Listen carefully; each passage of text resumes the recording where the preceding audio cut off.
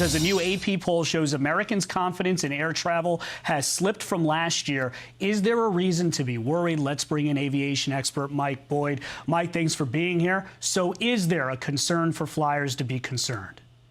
For scheduled passenger service, no concern at all. Let's keep in mind this line of air travel disasters don't all involve air travel. Commercial air travel.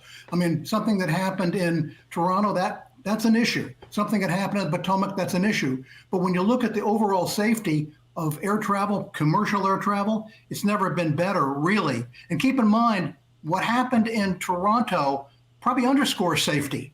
Remember, that airplane got turned into wreckage. 80 people got out alive. That means we are doing something right. But the bottom line of it is, when you have a small collision between two small airplanes over someplace in Arizona, that doesn't affect air travel. People who want to fly to Omaha on a scheduled passenger flight, it is safe.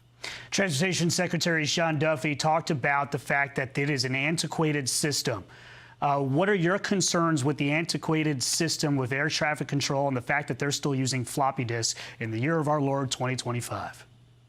I got to tell you, between death taxes and ATC upgrades, nothing ever changes. We testified to Congress 30 years ago on this, back when they're using vacuum tubes. So this thing being out of date, every administration has known it, and no one has focused on it. I'm hoping Mr. Duffy will.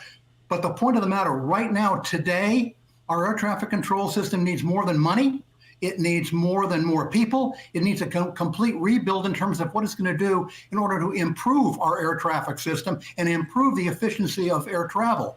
We're not doing that. All they're talking about right now is throwing more money at it to get rid of floppy disks. That ain't going to fix it. And I'm not really confident anything is really in the works to fix it. And last 15 seconds here, do you think that the cut of FAA personnel, those 400 employees being cut, is significant? That's outright fake news. When you look at who was cut, it had nothing to do with the safety issues with the FAA. So when you hear that, that's a convenient thing for some people to bring up to make a political point, but in reality, it's a non sequitur. Mike Boyd, aviation expert. Mike, thank you so much for your expertise, as always.